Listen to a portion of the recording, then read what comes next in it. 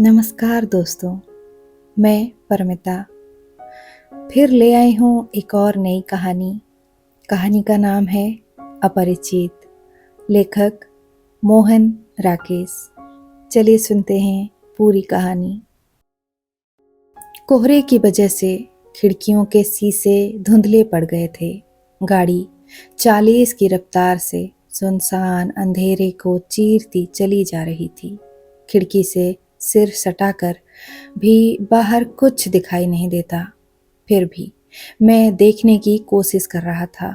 कभी किसी पेड़ की हल्की गहरी रेखा ही गुजरती नजर आ जाती तो कुछ देख लेने का संतोष होता।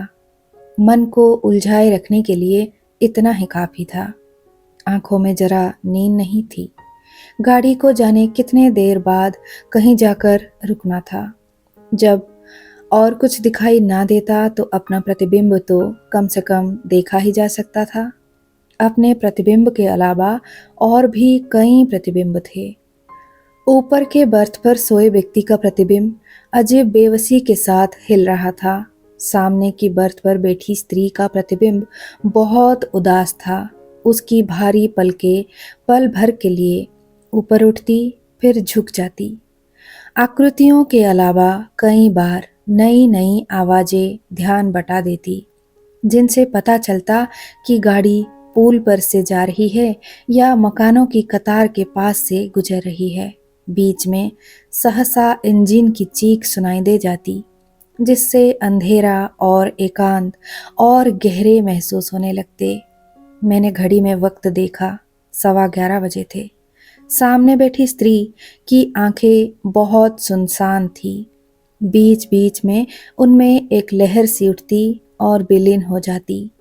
वो जैसे आंखों से देख नहीं रही थी, सोच रही थी। उसकी बच्ची, जिसे फर के कमलों में लपेट कर सुलाया गया था, जरा जरा कुनमुनाने लगी। उसकी गुलाबी टोपी सिर से उतर गई थी। उसने 2-1 बार पैर पटकी, अपनी बंधी हुई मुट्ठियां ऊपर उठाई और रोने लगी। स्त्री की सुनसान आंखें सहसा उमड़ आई। उसने बच्ची के सिर पर टोपी ठीक कर दी और उसे कंबलों समेत उठाकर छाती से लगा लिया। मगर इससे बच्ची का रोना बंद नहीं हुआ। उसने उसे हिलाकर और दुलार कर चुप कराना चाहा, मगर वो फिर भी रोती रही। इस पर उसने कंबल थोड़ा हटाकर बच्ची के मुंह में दूध दे दिया और उसे अच्छी तरह अपने साथ सटा लिया। मैं फिर खिड़की से सिर सटाकर बाहर देखने लगा। दूर बत्तियों की एक कतार नजर आ रही थी। शायद कोई आबादी थी या सिर्फ सड़क ही थी।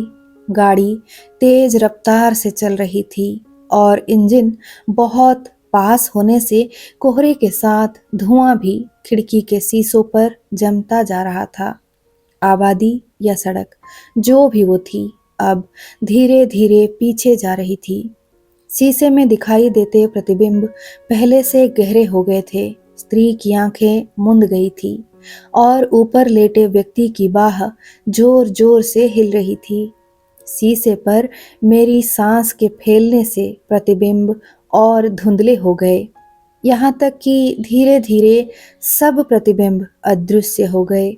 मैंने तब जेब से रुमाल निकालकर शीशे को अच्छी तरह पोंछ दिया। स्त्री ने आंखें खोल ली थी और एकटक सामने देख रही थी। उसके होठों पर हल्की सी रेखा फैली थी, जो ठीक मुस्कुराहट नहीं थी।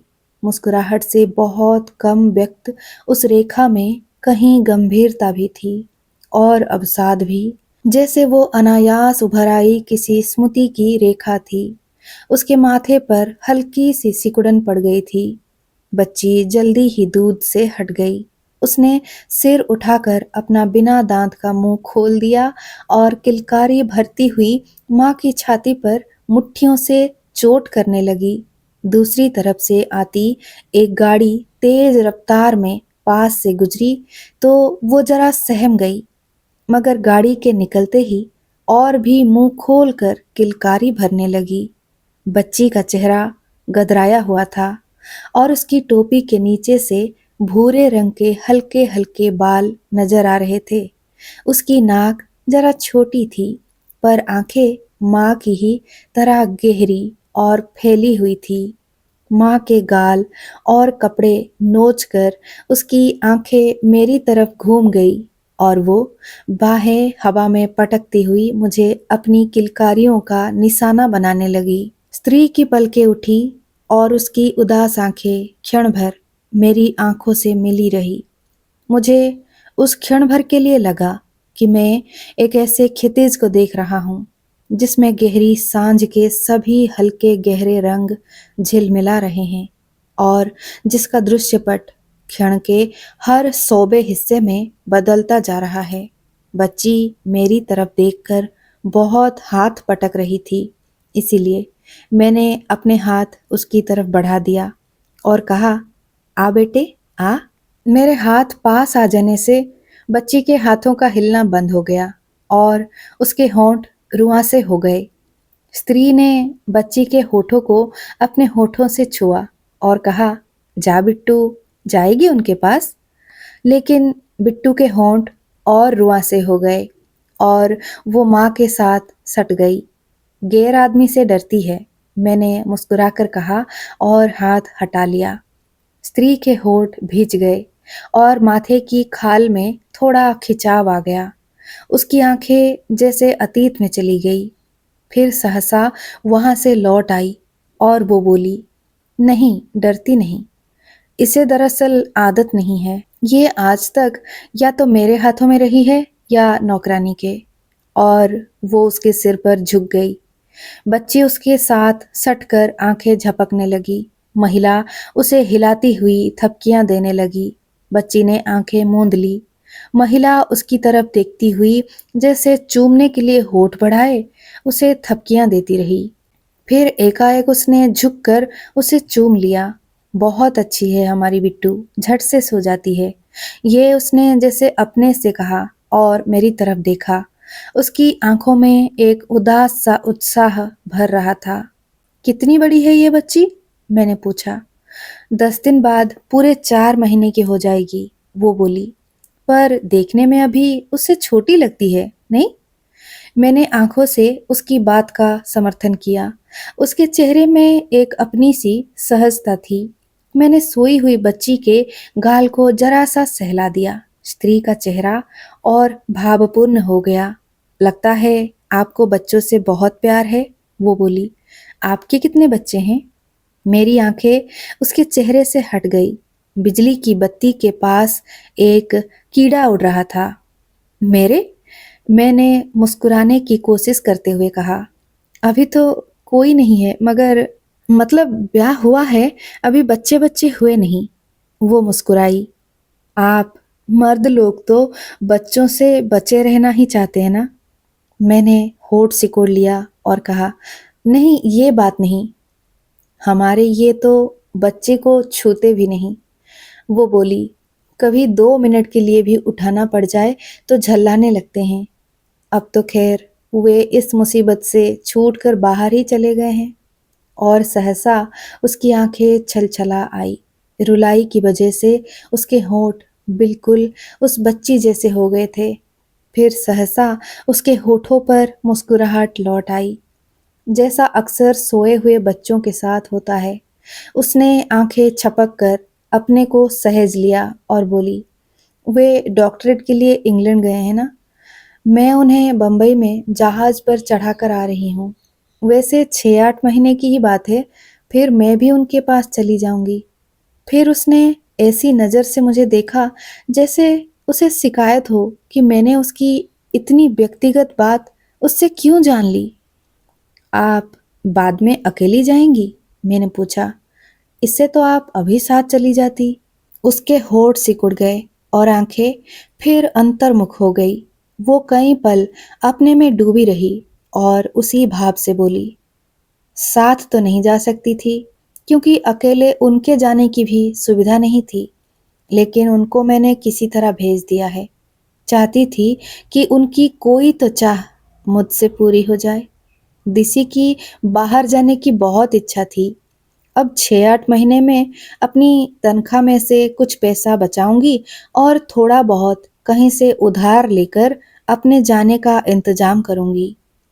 उसने सोच में डूबती उतरती अपनी आंखों को सहसा सचेत कर लिया और फिर कुछ क्षण शिकायत की नजर से मुझे देखती रही। फिर बोली, अभी बिट्टू भी बहुत छोटी है ना, 6-8 महीने में ये बड़ी हो जाएगी और मैं भी तब तक थोड़ा और पढ़ लूंगी। दिसी की बहुत इच्छा है कि मैं एमए कर लूं, मगर मैं ऐसी जड़ और नकारा हूं कि उनकी कोई भी चाह पूरी नहीं कर पाती। इसीलिए इस बार उन्हें भेजने के लिए मैंने अपने सब गहने बेच दिए। अब मेरे पास बस मेरी बिट्टू है और कुछ नहीं। और वो बच्ची के सिर पर हाथ फेरती हुई भरी भरी नजर से उसे देखती रही। बाहर वही सुनसान अंधेरा था, वही लगातार सुनाई देती इंजन की फक-फक। शीशे से आंख गड़ा लेने पर भी दूर तक वीरानगी ही वीरानगी नजर आती थी। मगर उस स्त्री की आंखों में जैसे दुनिया भर की बच्चलता सिमट आई थी। वो फिर कई क्षण अपने में डूबी रही। फिर उसने एक उच्छ्वास ली और बच्ची को अच्छी तरह कंबलों में लपेट कर सीट पर लिटा दिया। ऊपर की बर्थ पर लेटा हुआ आदमी खर्राटे भर रहा था। एक बार करबट बदलते हुए वो नीचे गिरने को हुआ, पर सहसा हड़बड़ाकर संभल गया। फिर कुछ ही देर में वो और जोर से खर्राटे भरने लगा। लोगों को जाने सफर में कैसे इतनी गहरी नींद आ जाती है? वो स्त्री बोली, मुझे 2-2 रातें सफर करना हो तो भी मैं एक पल भी नहीं सो पाती। अपनी अपनी आदत होती है। हाँ, आदत की ही बात है, मैंने कहा। कुछ लोग बहुत निश्चिंत होकर जीते हैं और कुछ होते हैं कि बगैर चिंता के जी ही नहीं सकते। और वो हंसती। उसकी हंसी का स्वर भी बच्चों जैसा ही था। उसके दांत बहुत छोटे छोटे और चमकीले थे। मैंने भी उसकी हंसी में साथ दिया। मेरी बहुत खराब आदत है, वो बोली। मैं बात बेबात के सोचती रहती हूँ। कभी कभी तो मुझे लगता है कि मैं सोच सोच कर पागल हो जाऊंगी। ये मुझसे कहते हैं कि मुझे लोगों से मिलना जुलना चाहिए, खुलकर हंसना बात करना चाहिए, मगर इनके सामने मैं ऐसे गुमसुम हो जाती हूँ कि क्या कहूँ। वैसे और लोगों से भी मैं ज़्यादा बात नहीं करती, लेकिन इनके सामने तो चुप्पी ऐसी छा जाती है जैसे मुंह में जबान ही ना हो। अब देखिए ना, इस वक्त कैसे लतर-लतर बात कर रही हूँ। और वो मुस्कुराई। उसके चेहरे पर हल्की सी संकोच की रेखा आ गई। रास्ता काटने के लिए बात करना ज़रूरी हो जाता है, मैंने कहा, खास तौर से जब नींद ना आ रही हो। उसकी आंखें पल भर फैली रही, फिर वो गर्दन जरा झुका कर बोली, ये कहते हैं कि जिसके मुंह में जबान ही ना हो, उसके साथ पूरी जिंदगी कैसे काटी जा सकती है? ऐसे इंसान में और एक पालतू जानवर में क्या फ़र्क है? मैं हजार चाहती हूँ कि इन्हें खुश दिखाई दूँ और इनके सामने कोई न कोई बात करती रहूँ, लेकिन मेरी सारी कोशिशें बेकार चली जाती है। इन्हें फिर गुस्सा आ जाता है और मैं रो देती हूँ। इन्हें मेरा रोना बहुत बुरा लगता है। कहते हुए उसकी आंखों में आंसू छलक आए, जिन्हें उसने अपनी साड़ी के पल्ले से पोंछ लिया। मैं बहुत पागल हूँ, वो फिर बोली। ये जितना मुझे टोकते हैं, मैं उतना ही ज़्यादा रोती हूँ। दरअसल ये मुझे समझ नहीं पाते, मुझे बात करना अच्छा नहीं लगता। फिर जाने क्यों ये मुझे बात करने के लिए मजबूर करते हैं। और फिर माथे को हाथ से दबाए हुए बोली, आप भी अपनी पत्नी से जबरदस्ती बात करने के लिए कहते हैं? मैंने पीछे टेक लगाकर कंधे से कोड़ लिया और हाथ बगलों में दबाए बत्ती के पास उड़ते कीड़े को देखने लगा। फिर सिर को जरा सा छटक कर मैंने उसकी तरफ देखा। वो उत्सुक नजर से मेरी तरफ देख रही थी। मैं मैंने मुस्कुराने की चेष्टा करते हुए कहा, मुझे ये कहने का कभी मौका ही नहीं मिल पाता। मैं बल्कि 5 साल से ये चाह रहा हूँ कि वो ज़रा कम बात किया करे। मैं समझता हूँ कि कई बार इंसान चुप रहकर ज़्यादा बात कह सकता है। ज़बान की कही बात में वो रस नहीं होता जो आंख की चमक से या होठों के कंपन से या माथे की एक लकीर से कही गई बात में होता है। मैं जब उसे ये समझाना चाहता हूँ तो वो मुझे विस्तार पूर्वक बतला देती है कि ज्यादा बात करना इंसान की निश्चलता का प्रमाण है, और मैं इतने सालों में अपने प्रति उसकी भावना को समझ ही नहीं सका। वो दरअसल कॉलेज में लेक्चरर है और अपनी आदत की वजह से घर में भी लेक्चर देती रहती है। ओह! वो थोड़ी देर दोनों हाथों में अपना मुंह छिपाए रही, फिर बोली, ऐसा क्यों होता है? ये मेरी समझ में नहीं आता।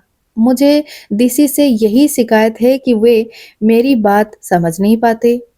मैं कई बार उनके बालों में अपनी उंगलियां उलझाकर उनसे बात करना चाहती हूँ। कई बार उनके घुटनों पर सिर रखकर मूंदी आंखों से कितना कुछ कहना चाहती हूँ, लेकिन उन्हें ये सब अच्छा नहीं लगता। वे कहते हैं कि ये सब गुड्डियों का खेल है।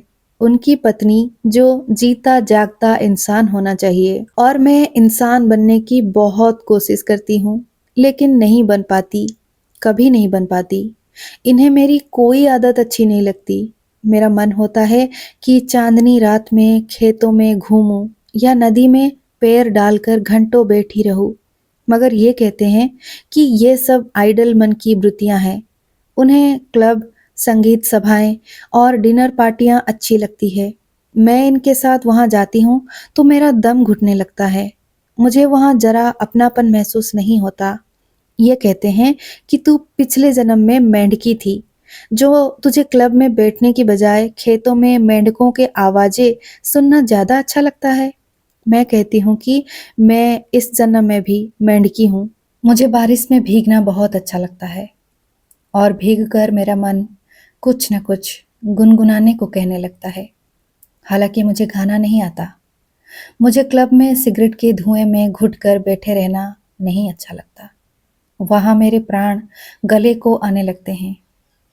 उस थोड़े से समय में ही मुझे उसके चेहरे का उतार चढ़ाव काफी परिचित लगने लगा था। उसकी बात सुनते हुए मेरे मन पर हल्की उदासी छाने लगी थी।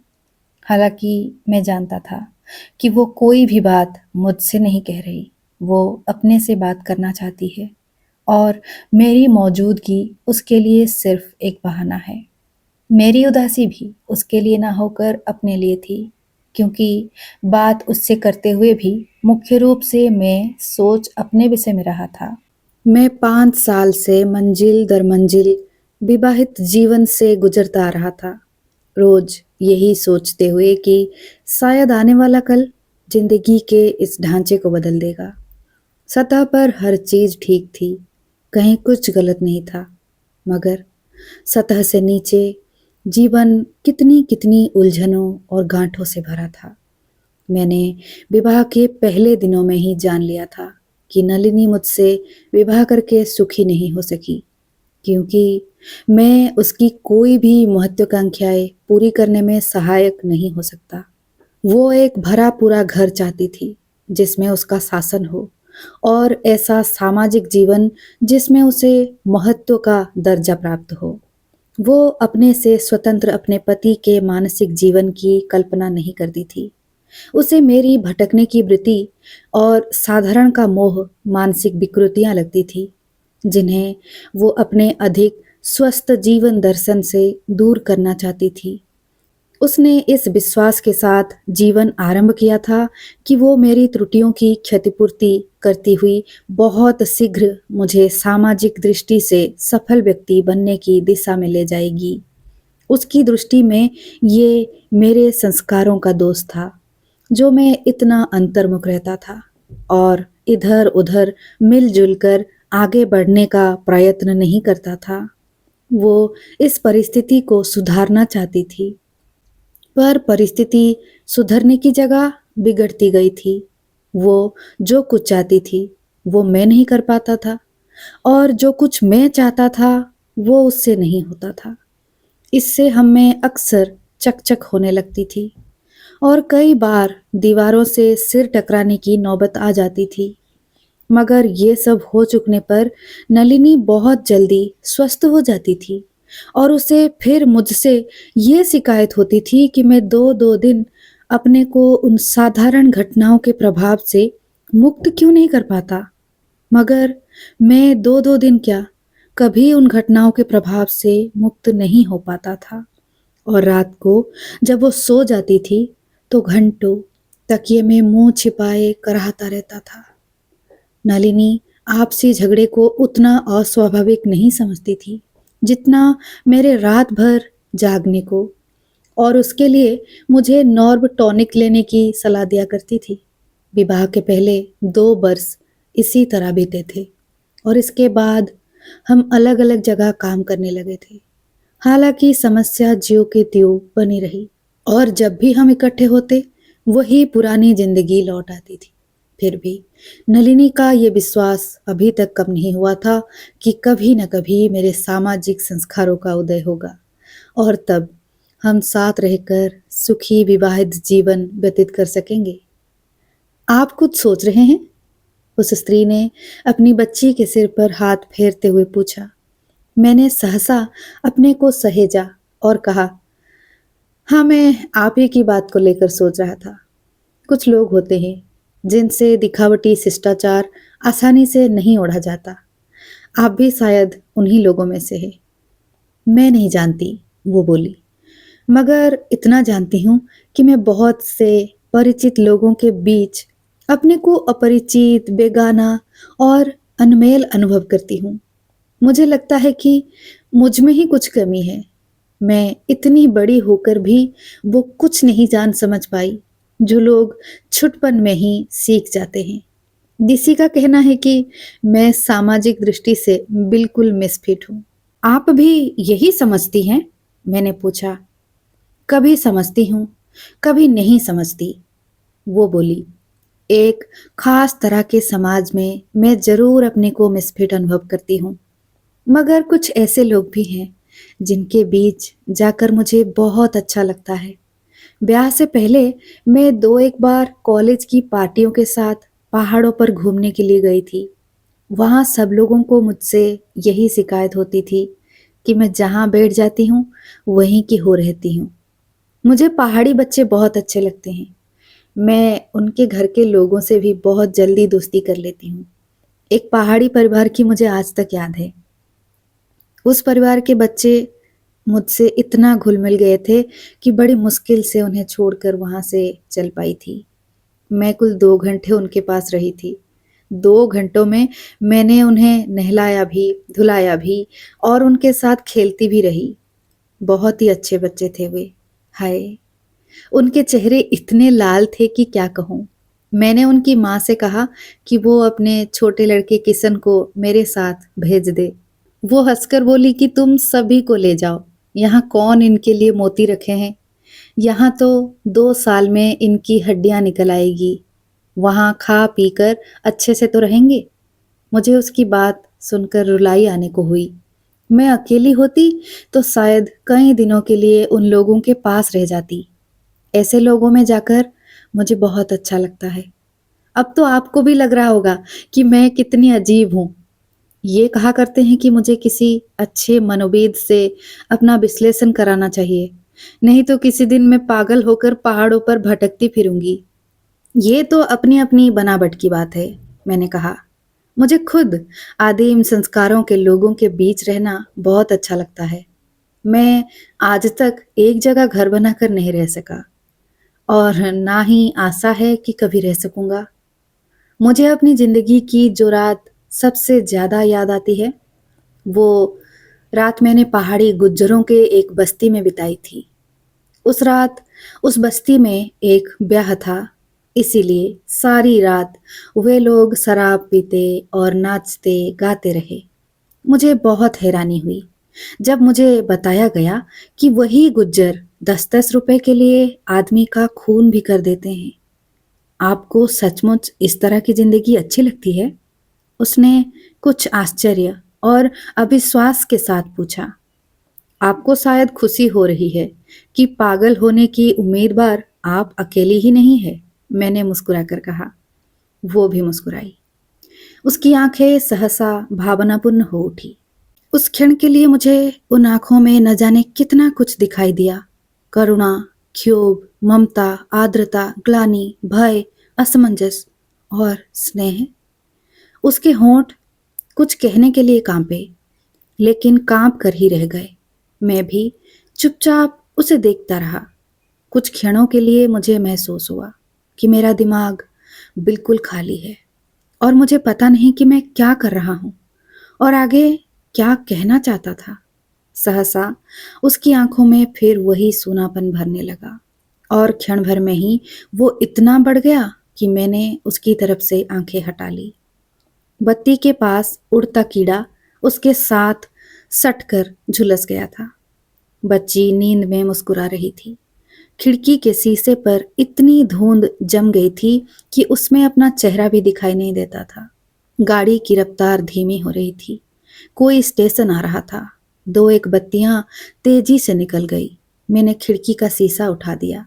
बाहर से आती बर्फानी हवा के स्पर्श ने स्नायुओं को थोड़ा सचेत कर दिया। गाड़ी एक बहुत नीचे प्लेटफॉर्म के पास आकर खड़ी हो गई थी। यहाँ कहीं थोड़ा पानी मिल जाएगा? मैंने चौंक कर देखा कि वो अपनी टोकरी में से कांच का गिलास निकालकर अनिश्चित भाव से हाथ में लिए हैं।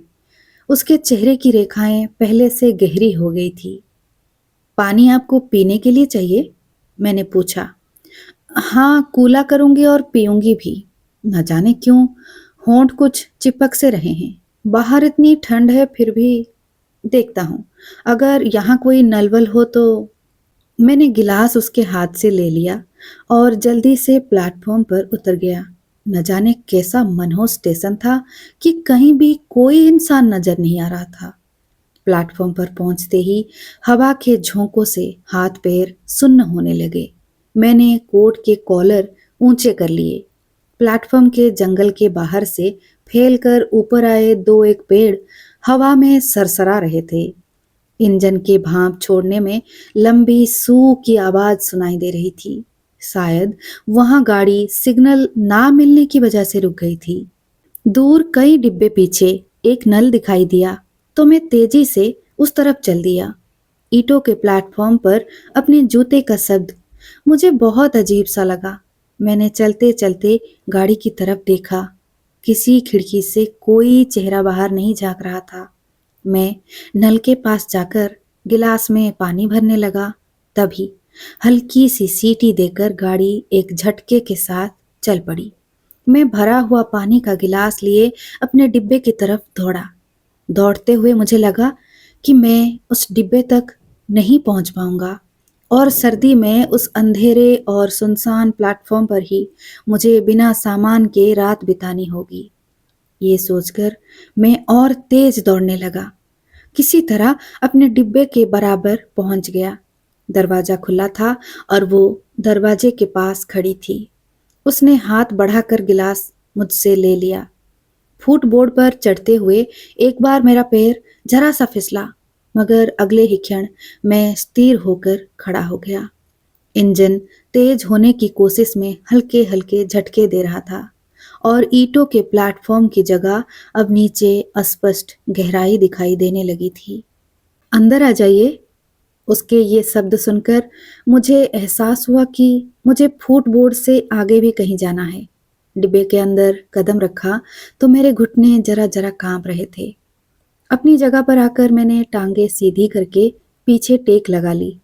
कुछ पल बाद आंखें खोली तो लगा कि वो इस बीच मुंह धो आई है। फिर भी उसके चेहरे पर मूर्धनी सी छा रही थी। मेरे होंठ सूख रहे थे, फिर भी मैं थोड़ा मुस्कुराया। क्या बात है, आपका चेहरा ऐसे क्यों हो रहा है? मैंने पूछा। मैं कितनी मनहूस हूं, कहकर उसने अपना निचला होंठ जरा सा काट लिया। क्यों? अभी मेरी वजह से आपको कुछ हो जाता। ये खूब सोचा आपने। नहीं, मैं हूं ही ऐसी, वो बोली। जिंदगी में हर एक को दुख ही दिया है। अगर कहीं आप ना चढ़ पाते तो तो उसने होठ जरा सिकोड़े। तो मुझे पता नहीं, पर उसने खामोश रहकर आंखें झुका ली। मैंने देखा कि उसकी सांस जल्दी जल्दी चल रही थी।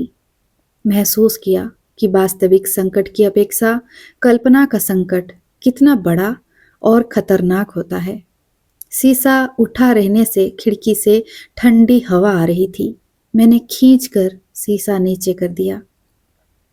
आप क्यों गए थे पानी लाने के लिए? आपने मना क्यों नहीं कर दिया? उसने पूछा।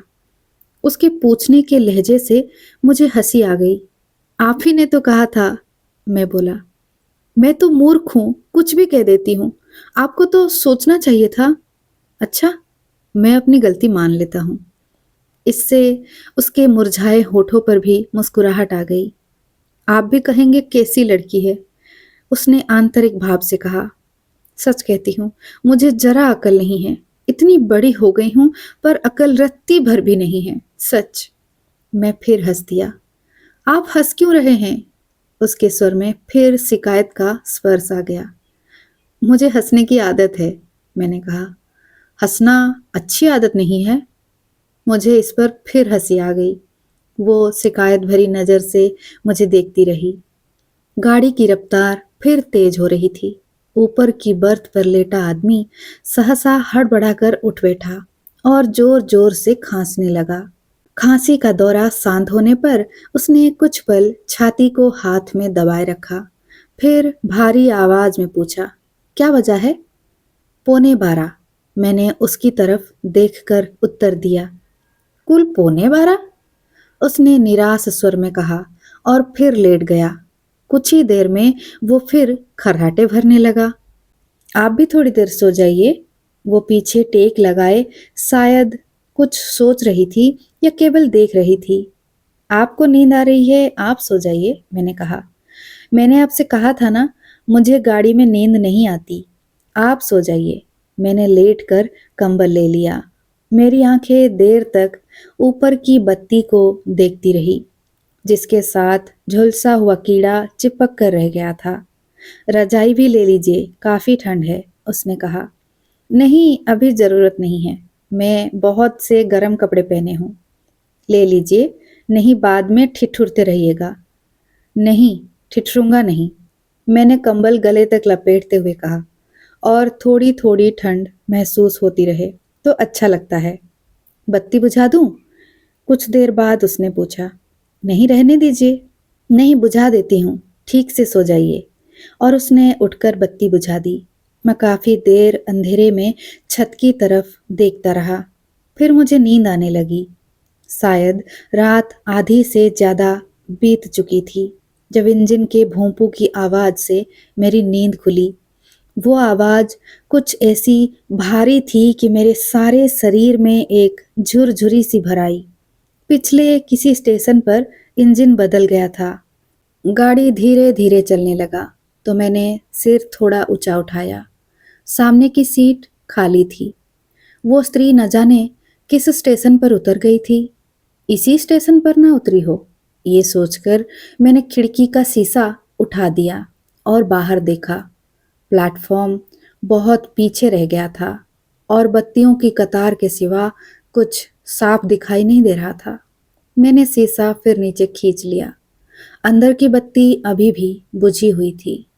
बिस्तर में नीचे को सरकते हुए मैंने देखा कि कंबल के अलावा मैं अपनी रजाई भी लिए हूँ, जिसे अच्छी तरह कंबल के साथ मिला दिया गया है। गर्मी की कई एक सिहरनें एक साथ शरीर में भर गई। ऊपर की बर्थ पर लेटा आदमी अब भी उसी तरह जोर जोर से खर्राटे भर रहा था। इसी के साथ कहानी समाप्त हुई। दोस्तों, आप सुन रहे थे कहानी अपरिचित। कहानी के बारे में अपने विचार हमारे साथ जरूर साझा करिए। आपकी कमेंट्स की प्रतीक्षा रहती है। हम फिर मिलेंगे एक और नई कहानी के साथ। आप सुनते रहिए द साइलेंट जोन।